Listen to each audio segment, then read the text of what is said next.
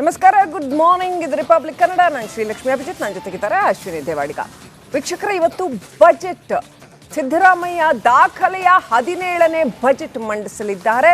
ರಾಜ್ಯದ ಜನರ ಅಪಾರ ನಿರೀಕ್ಷೆಗಳಿದೆ ಈ ಬಜೆಟ್ ಮೇಲೆ. ಈ ಬಜೆಟ್ ಹೇಗಿರುತ್ತೆ ಅನ್ನುವಂಥದ್ದು, ಗ್ಯಾರಂಟಿನ ಸರಿದೂಗಿಸಿದಾರಾ ಇಲ್ವಾ ಅಂತ ಬೆಳಗ್ಗೆ 10:15ಗೆ ಸಿದ್ದರಾಮಯ್ಯ ಬಜೆಟ್ ಮಂಡನೆ ಮಾಡಲಿದ್ದಾರೆ ಅಂತ ಹೇಳಲಾಗಿದೆ. ಸಾಕಷ್ಟು ನಿರೀಕ್ಷೆಗಳಿದೆ. ರಾಜ್ಯದಲ್ಲಿ ಸಾಕಷ್ಟು ಅಭಿವೃದ್ಧಿ ಕಾರ್ಯಗಳು ಆಗಬೇಕಾಗಿದೆ. ಒಂದು ಕಡೆ ಹೌದು, ಗ್ಯಾರಂಟಿ ಯೋಜನೆಗಳು, ಅದರ ಜನಪ್ರಿಯತೆ ಎಲ್ಲವೂ ಹೌದು. ಆದರೆ ಅದರ ಜೊತೆಗೆ ಉಳಿದಂತಹ ಅಭಿವೃದ್ಧಿ ಕಾರ್ಯಗಳಿಗೆ ಎಲ್ಲಿಂದ ಹಣ ಹೊಂದಿಸ್ತಾರೆ, ಆ ಪ್ರಶ್ನೆಯನ್ನು ಬಜೆಟ್ ಮೇಲಿನ ಚರ್ಚೆಯಲ್ಲಿ ನಂತರ ವಿಪಕ್ಷಗಳು ಕೇಳ್ತಾವ.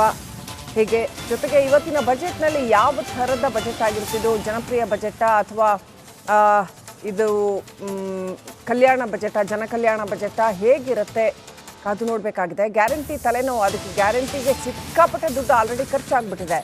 ಸೊ ಆ ತಲೆನೋವಿನ ನಡುವೆ ಈ ಬಜೆಟ್ ಒಂದು ರೀತಿ ಸರ್ಕಸ್ ಆಗಿರುತ್ತಾ, ಶಿಕ್ಷಣ, ಕೃಷಿ, ಕೈಗಾರಿಕೆಗೆ ಹೆಚ್ಚಿನ ಒತ್ತು ಸಿಗುತ್ತಾ, ಸಿಗಲೇಬೇಕು. ಯಾಕಂದರೆ ಈ ರಾಜ್ಯ ಡಿಪೆಂಡ್ ಆಗಿರೋದೇನೆ ಈ ಮೂರು ವಿಚಾರಗಳಲ್ಲಿ.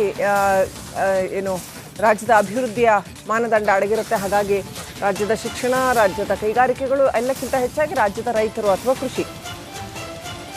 ರಾಜ್ಯದ ಜನರ ಮೇಲೆ ಹೆಚ್ಚುವರಿ ತೆರಿಗೆಯ ಹೊರೆ ಬೀಳಲಿದೆಯಾ? ಯಾಕಂದರೆ ಇವರು ಹೆಚ್ಚುವರಿ ರಾಜಸ್ವ ಸಂಗ್ರಹ ಮಾಡಬೇಕಾಗತ್ತೆ. ಸೊ ಅದಕ್ಕೆ ಹೆಚ್ಚುವರಿ ತೆರಿಗೆಯ ಹೊರೆ ಬೀಳಲಿದೆಯಾ?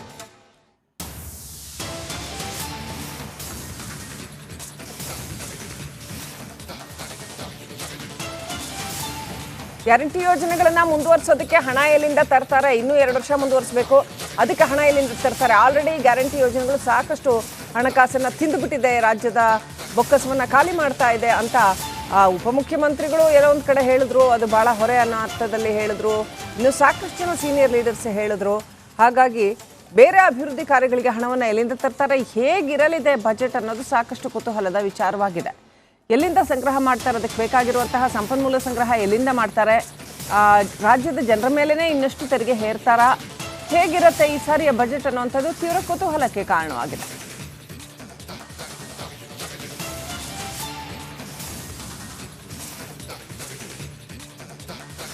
ಸಂಘ ಸಂಸ್ಥೆಗಳಿಗೆ ಅಥವಾ ಸಮುದಾಯಗಳಿಗೆ ಹೇಗೆ ಹಣ ಕೊಡ್ತಾರೆ, ಹೇಗೆ ಹಂಚಿಕೆ ಮಾಡ್ತಾರೆ, ಜಿಲ್ಲಾವಾರು ಹೇಗೆ ಹಂಚಿಕೆ ಮಾಡ್ತಾರೆ, ಆಮೇಲೆ ವಲಯವಾರು ಹೇಗೆ ಹಂಚಿಕೆ ಮಾಡ್ತಾರೆ, MSME ಸೆಕ್ಟರ್ಗೆ ಎಷ್ಟರ ಮಟ್ಟಿಗೆ ಹಣ ಕೊಡ್ತಾರೆ, ಹೀಗೆ ನೂರಾರು ಬಗೆಯ ಕುತೂಹಲ, ನಿರೀಕ್ಷೆಗಳಿದೆ.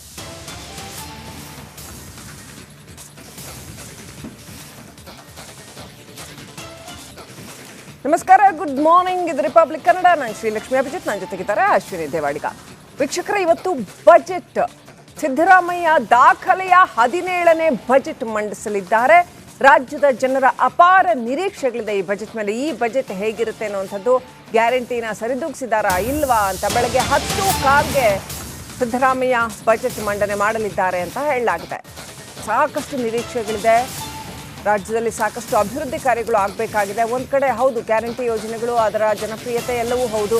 ಆದರೆ ಅದರ ಜೊತೆಗೆ ಉಳಿದಂತಹ ಅಭಿವೃದ್ಧಿ ಕಾರ್ಯಗಳಿಗೆ ಎಲ್ಲಿಂದ ಹಣ ಹೊಂದಿಸ್ತಾರೆ, ಆ ಪ್ರಶ್ನೆಯನ್ನು ಬಜೆಟ್ ಮೇಲಿನ ಚರ್ಚೆಯಲ್ಲಿ ನಂತರ ವಿಪಕ್ಷಗಳು ಕೇಳ್ತಾವ. ಹೀಗೆ ಜೊತೆಗೆ ಇವತ್ತಿನ ಬಜೆಟ್ನಲ್ಲಿ ಯಾವ ಥರದ ಬಜೆಟ್ ಆಗಿರ್ತಿದ್ದು, ಜನಪ್ರಿಯ ಬಜೆಟಾ ಅಥವಾ ಇದು ಕಲ್ಯಾಣ ಬಜೆಟಾ, ಜನಕಲ್ಯಾಣ ಬಜೆಟಾ, ಹೇಗಿರುತ್ತೆ ಕಾದು ನೋಡಬೇಕಾಗಿದೆ. ಗ್ಯಾರಂಟಿ ತಲೆನೋವು, ಅದಕ್ಕೆ ಗ್ಯಾರಂಟಿಗೆ ಸಿಕ್ಕಾಪಟ್ಟೆ ದುಡ್ಡು ಆಲ್ರೆಡಿ ಖರ್ಚಾಗ್ಬಿಟ್ಟಿದೆ. ಸೊ ಆ ತಲೆನೋವಿನ ನಡುವೆ ಈ ಬಜೆಟ್ ಒಂದು ರೀತಿ ಸರ್ಕಸ್ ಆಗಿರುತ್ತಾ, ಶಿಕ್ಷಣ, ಕೃಷಿ, ಕೈಗಾರಿಕೆಗೆ ಹೆಚ್ಚಿನ ಒತ್ತು ಸಿಗುತ್ತಾ, ಸಿಗಲೇಬೇಕು. ಯಾಕಂದರೆ ಈ ರಾಜ್ಯ ಡಿಪೆಂಡ್ ಆಗಿರೋದೇನೆ ಈ ಮೂರು ವಿಚಾರಗಳಲ್ಲಿ. ರಾಜ್ಯದ ಅಭಿವೃದ್ಧಿಯ ಮಾನದಂಡ ಅಡಗಿರುತ್ತೆ. ಹಾಗಾಗಿ ರಾಜ್ಯದ ಶಿಕ್ಷಣ, ರಾಜ್ಯದ ಕೈಗಾರಿಕೆಗಳು, ಎಲ್ಲಕ್ಕಿಂತ ಹೆಚ್ಚಾಗಿ ರಾಜ್ಯದ ರೈತರು ಅಥವಾ ಕೃಷಿ. ರಾಜ್ಯದ ಜನರ ಮೇಲೆ ಹೆಚ್ಚುವರಿ ತೆರಿಗೆಯ ಹೊರೆ ಬೀಳಲಿದೆಯಾ? ಯಾಕಂದರೆ ಇವರು ಹೆಚ್ಚುವರಿ ರಾಜಸ್ವ ಸಂಗ್ರಹ ಮಾಡಬೇಕಾಗತ್ತೆ. ಸೊ ಅದಕ್ಕೆ ಹೆಚ್ಚುವರಿ ತೆರಿಗೆಯ ಹೊರೆ ಬೀಳಲಿದೆಯಾ?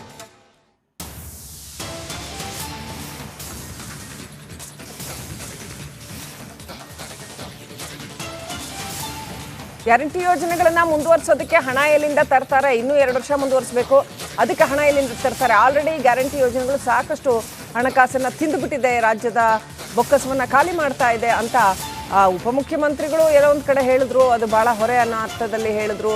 ಇನ್ನು ಸಾಕಷ್ಟು ಜನ ಸೀನಿಯರ್ ಲೀಡರ್ಸ್ ಹೇಳಿದ್ರು.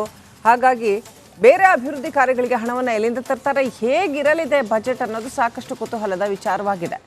ಎಲ್ಲಿಂದ ಸಂಗ್ರಹ ಮಾಡ್ತಾರೆ, ಅದಕ್ಕೆ ಬೇಕಾಗಿರುವಂತಹ ಸಂಪನ್ಮೂಲ ಸಂಗ್ರಹ ಎಲ್ಲಿಂದ ಮಾಡ್ತಾರೆ, ರಾಜ್ಯದ ಜನರ ಮೇಲೇ ಇನ್ನಷ್ಟು ತೆರಿಗೆ ಹೇರ್ತಾರಾ, ಹೇಗಿರುತ್ತೆ ಈ ಸಾರಿಯ ಬಜೆಟ್ ಅನ್ನುವಂಥದ್ದು ತೀವ್ರ ಕುತೂಹಲಕ್ಕೆ ಕಾರಣವಾಗಿದೆ.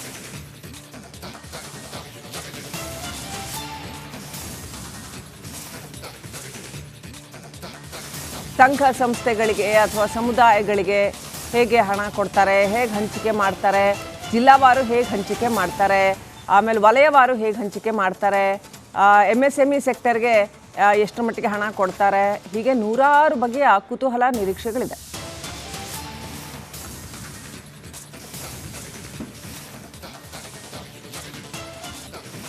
ನಮಸ್ಕಾರ, ಗುಡ್ ಮಾರ್ನಿಂಗ್. ಇದು ರಿಪಬ್ಲಿಕ್ ಕನ್ನಡ. ನಾನು ಶ್ರೀಲಕ್ಷ್ಮಿ ಅಭಿಜಿತ್, ನನ್ನ ಜೊತೆಗಿದ್ದಾರೆ ಅಶ್ವಿನಿ ದೇವಾಡಿಗ.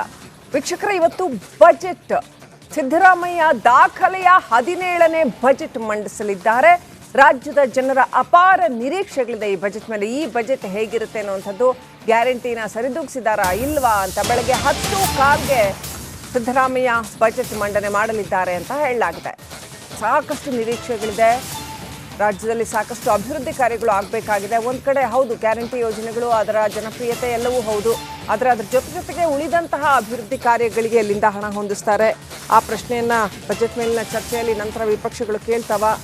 ಹೀಗೆ ಜೊತೆಗೆ ಇವತ್ತಿನ ಬಜೆಟ್ನಲ್ಲಿ ಯಾವ ಥರದ ಬಜೆಟ್ ಆಗಿರ್ತಿದ್ದು, ಜನಪ್ರಿಯ ಬಜೆಟಾ ಅಥವಾ ಇದು ಕಲ್ಯಾಣ ಬಜೆಟಾ, ಜನಕಲ್ಯಾಣ ಬಜೆಟಾ, ಹೇಗಿರುತ್ತೆ ಕಾದು ನೋಡಬೇಕಾಗಿದೆ. ಗ್ಯಾರಂಟಿ ತಲೆನೋವು, ಅದಕ್ಕೆ ಗ್ಯಾರಂಟಿಗೆ ಸಿಕ್ಕಾಪಟ್ಟೆ ದುಡ್ಡು ಆಲ್ರೆಡಿ ಖರ್ಚಾಗ್ಬಿಟ್ಟಿದೆ.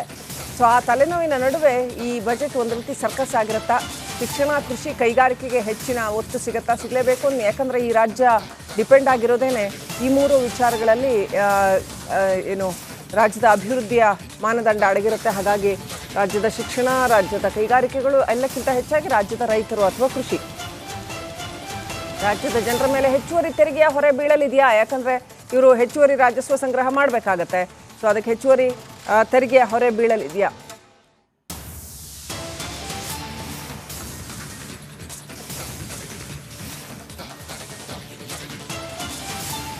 ಗ್ಯಾರಂಟಿ ಯೋಜನೆಗಳನ್ನು ಮುಂದುವರಿಸೋದಕ್ಕೆ ಹಣ ಎಲ್ಲಿಂದ ತರ್ತಾರೆ? ಇನ್ನೂ 2 ವರ್ಷ ಮುಂದುವರಿಸಬೇಕು, ಅದಕ್ಕೆ ಹಣ ಎಲ್ಲಿಂದ ತರ್ತಾರೆ? ಆಲ್ರೆಡಿ ಗ್ಯಾರಂಟಿ ಯೋಜನೆಗಳು ಸಾಕಷ್ಟು ಹಣಕಾಸನ್ನು ತಿಂದುಬಿಟ್ಟಿದೆ, ರಾಜ್ಯದ ಬೊಕ್ಕಸವನ್ನು ಖಾಲಿ ಮಾಡ್ತಾ ಇದೆ ಅಂತ ಉಪಮುಖ್ಯಮಂತ್ರಿಗಳು ಎಲ್ಲೋ ಒಂದು ಕಡೆ ಹೇಳಿದ್ರು. ಅದು ಭಾಳ ಹೊರೆ ಅನ್ನೋ ಅರ್ಥದಲ್ಲಿ ಹೇಳಿದ್ರು. ಇನ್ನು ಸಾಕಷ್ಟು ಜನ ಸೀನಿಯರ್ ಲೀಡರ್ಸ್ ಹೇಳಿದ್ರು. ಹಾಗಾಗಿ ಬೇರೆ ಅಭಿವೃದ್ಧಿ ಕಾರ್ಯಗಳಿಗೆ ಹಣವನ್ನು ಎಲ್ಲಿಂದ ತರ್ತಾರೆ, ಹೇಗಿರಲಿದೆ ಬಜೆಟ್ ಅನ್ನೋದು ಸಾಕಷ್ಟು ಕುತೂಹಲದ ವಿಚಾರವಾಗಿದೆ. ಎಲ್ಲಿಂದ ಸಂಗ್ರಹ ಮಾಡ್ತಾರೆ, ಅದಕ್ಕೆ ಬೇಕಾಗಿರುವಂತಹ ಸಂಪನ್ಮೂಲ ಸಂಗ್ರಹ ಎಲ್ಲಿಂದ ಮಾಡ್ತಾರೆ, ರಾಜ್ಯದ ಜನರ ಮೇಲೇ ಇನ್ನಷ್ಟು ತೆರಿಗೆ ಹೇರ್ತಾರಾ, ಹೇಗಿರುತ್ತೆ ಈ ಸಾರಿಯ ಬಜೆಟ್ ಅನ್ನುವಂಥದ್ದು ತೀವ್ರ ಕುತೂಹಲಕ್ಕೆ ಕಾರಣವಾಗಿದೆ.